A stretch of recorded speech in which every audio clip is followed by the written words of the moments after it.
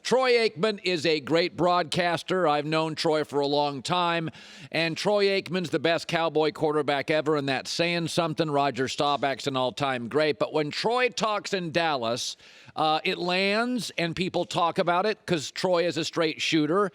And Troy was talking about Jason Garrett, and right now in Dallas, it's the blame game. Let's blame Jason Garrett, and let's blame Dak Prescott, and it's old crazy Jerry. And Troy Aikman was talking about it yesterday. And Troy really touches on something. Dallas has a structural deficiency. The owner's the GM.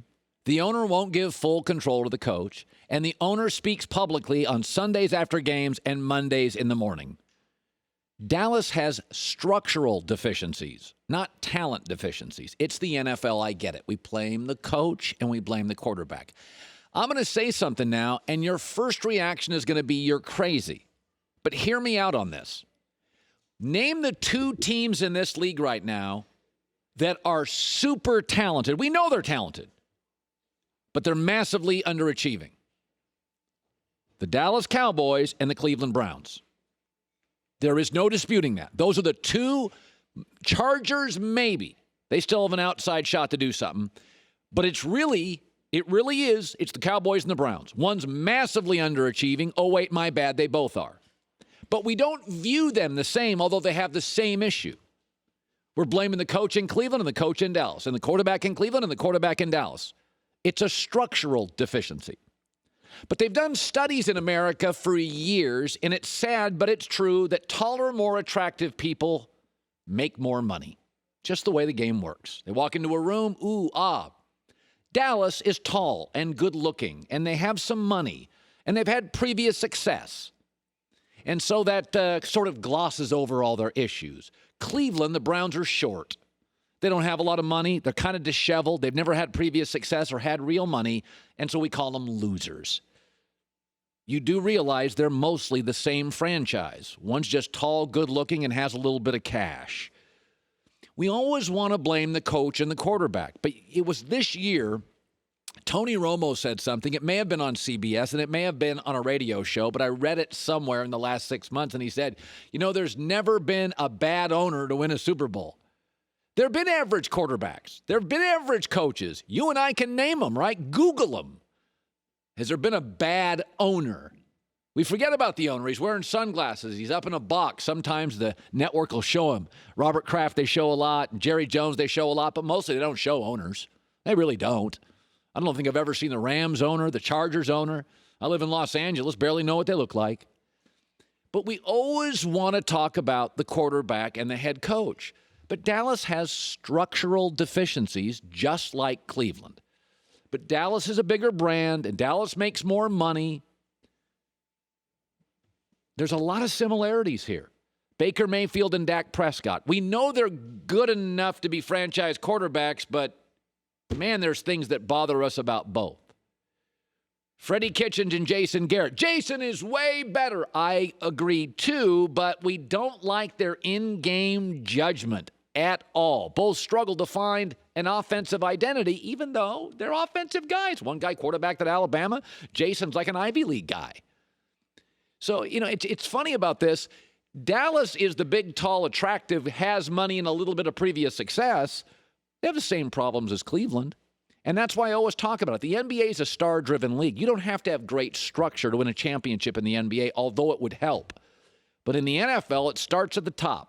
And if you've got deficiencies like Troy Aikman said, nothing else works like it should.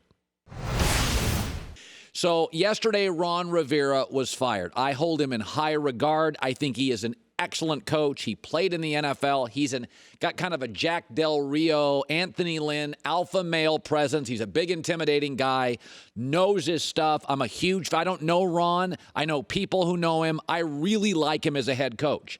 I think he deals with a lot of crap behind the scenes, sometimes with Cam Newton that people don't see. He doesn't let out. Cam jumped to his defense yesterday. I think Ron's excellent. And I think in life, excellent people get fired. All the time. Really good people in all sorts of industries get fired. I think Ron's great. He talked about it yesterday. He's a very proud guy. This has been a crazy division. Even with Drew Brees, it's like every year there feels like there's a surprise team. He got to a Super Bowl one year. It came out of nowhere. Didn't have a Hall of Fame quarterback. It's hard to win your division 3 years in a row when you got good quarterbacks, not special quarterbacks. He's excellent. There's going to be 5 jobs that I'm pretty sure are going to be open, and I would argue he's the leading candidate in most of them. So what is Ron Rivera going to avoid? Because he's a successful guy. His agent's going to get a bunch of calls. His agent's a lucky guy today, and so is Ron. So Ron's going to get his pick. But when you're really talented and you get let go in any relationship, personal or business, what do you not do?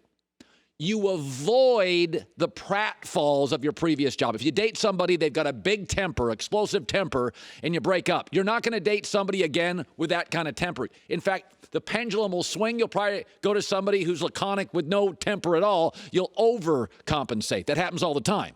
So of the 5 jobs, let's put them out there. Washington has an opening already. Atlanta's going to have an opening. Dallas could have an opening. The Cleveland Browns probably, they'll have an opening. And the New York Giants will have an opening. Those 5. So let me eliminate Atlanta. For the only reason is I doubt they would hire a 3rd straight defensive coach. If I was Atlanta, I'd hire Ron Rivera.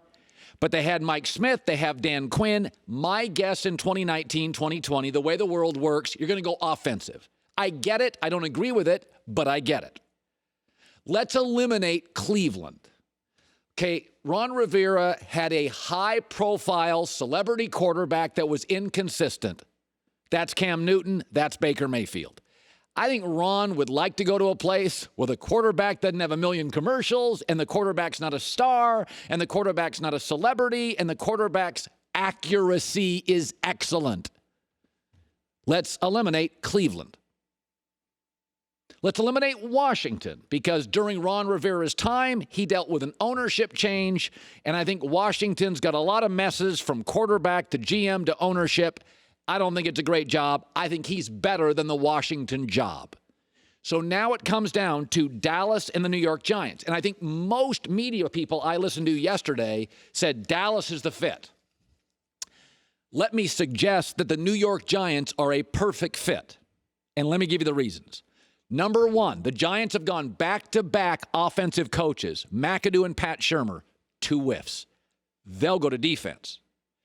The Giants' offense is pretty darn good in spots. They need defense.